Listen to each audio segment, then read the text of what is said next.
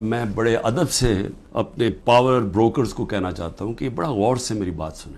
90 کی دہائی کی پالیٹکس نہیں ہے، صرف ایجنڈا ایک ہے کہ کس طرح تحریک انصاف کو ختم کرنا ہے، کیونکہ یہ جو بھی آپ حربے استعمال کر رہے ہیں یہ آپ کامیاب نہیں ہونے لگے۔ جی ایچ کیو کے اندر نواز شریف مینوفیکچر ہوا، ٹیسٹ ٹیوب بیبی پیدا کی گئی پالیٹکس میں۔ چیئرمین تحریک انصاف عمران خان نے اسٹیبلشمنٹ کو پیغام دیتے ہوئے کہا ہے کہ بڑے ادب سے میں ایک چیز کہنا چاہتا ہوں۔ اب وہ کیا کہنا چاہتے ہیں آگے چل کر ان کے اس خطاب میں دیکھتے ہیں۔ اور وہیں دوسری جانب اپنے خطاب میں عمران خان نے سابق وزیر اعظم نواز شریف کو بھی چیلنج کیا ہے۔ عمران خان کا کہنا ہے کہ میں نواز شریف کو چیلنج کرتا ہوں کہ وہ پاکستان آئیں اور اپنی مرضی کے حلقے سے میرے خلاف الیکشن لڑیں۔ آئیے آپ کو عمران خان کی مکمل تقریر سنواتے ہیں۔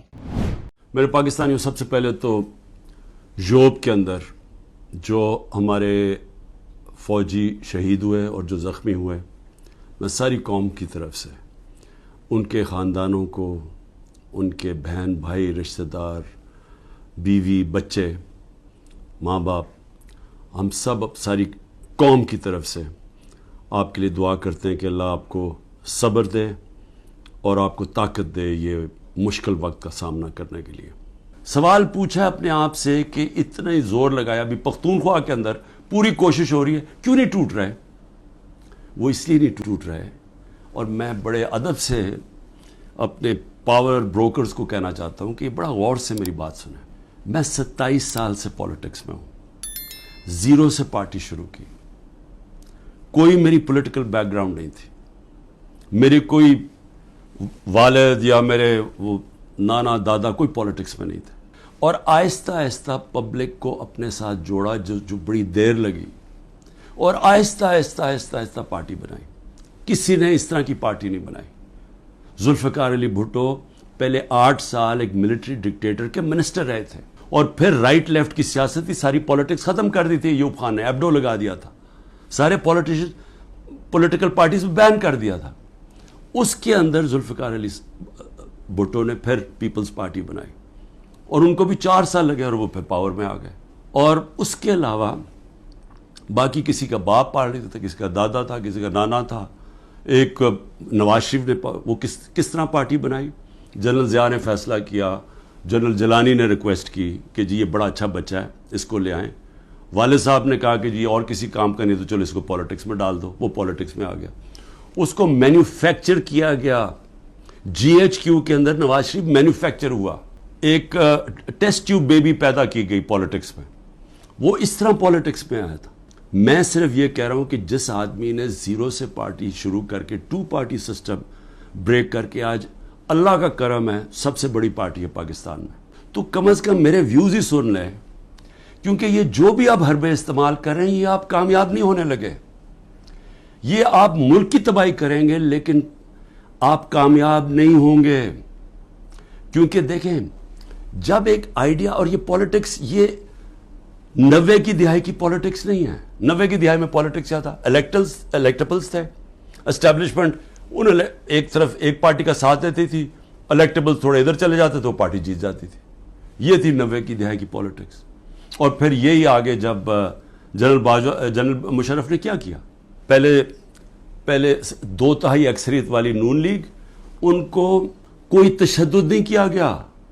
ان کو کسی صوبے دار کا بھی ٹیلی فون آتا تھا نا تو وہ سیدھا کاف لیگ پہ چلے جاتے تھے، کوئی مشکل نہیں تھی، کوئی بزنسز نہیں بند ہوئی، کوئی جیلوں میں نہیں ڈالا، ساری کی ساری نون لیگ کاف لیگ پہ چلی گئی۔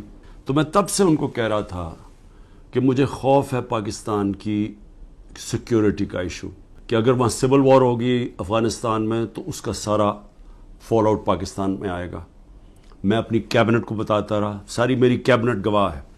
میں نے جب جنرل فیض کی بات کی اور جنرل باجوہ کو میں نے سمجھایا کہ صرف جنرل فیض کو سردیوں تک اس لیے رکھنا چاہتا ہوں کہ وہ 5 سال سے وہ سیکیورٹی چیف ہیں، انٹیلیجنس کے چیف تھے پاکستان میں، ان کے رابطے تھے افغانستان کے طالبان سے بھی، دوسری حکومت سے بھی، اور ان کا ہونا اس وقت بڑا ضروری تھا جب یہ چینج اوور ہو رہا ہو۔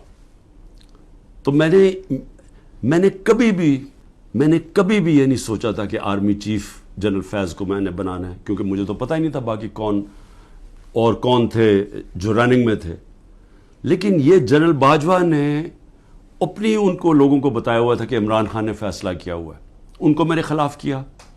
اور جو اصل ایشو تھا کہ جب یہ چینج اوور ہو رہا تھا افغانستان میں تو یہ بڑا امپورٹنٹ تھا کہ اس وقت جو ایکسپیرینسڈ سیکیورٹی چیف تھا وہ ڈیل کرتا، کیونکہ اگر ہم نے اور میں اپنی میری کیبنٹ گواہ اس کی، میں بار بار کہتا گیا کہ اگر ہم نے یہ صحیح طرح ٹرانزیشن ہم نے نہ کی تو پاکستان کو مسئلے مسائل آئیں گے.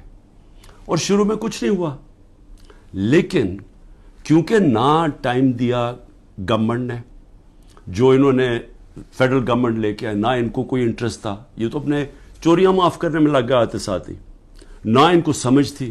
اس کے علاوہ جو مسئلہ آیا، جیسے ہم نے گورنمنٹس اپنی پختونخوا کی اور یہ پنجاب کی جب ختم کی، اور یہ جو کیئر ٹیکر سیٹ اپ آیا، کیئر ٹیکر سیٹ اپ کو ان کو کوئی انٹرسٹ ہی نہیں ہے اس چیز کے اندر، نہ ان کی کوئی اہلیت ہے.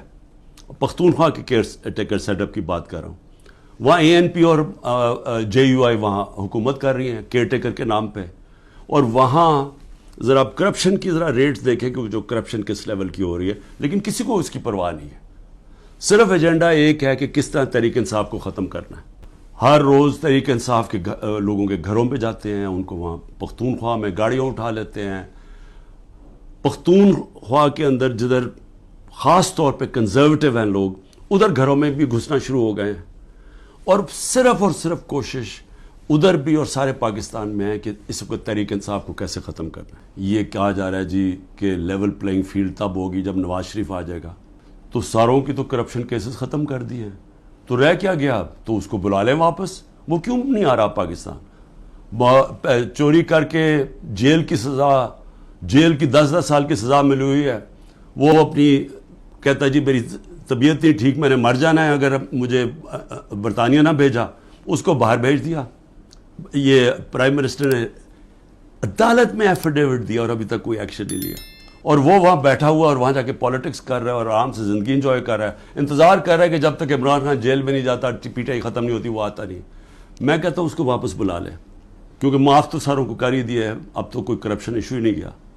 اور میں صرف یہ کہتا ہوں کہ صرف یہ میرا ایک چیلنج ہے کہ جس حلقے سے بھی وہ کھڑا ہوگا میں اس حلقے سے کھڑا ہوتا ہوں.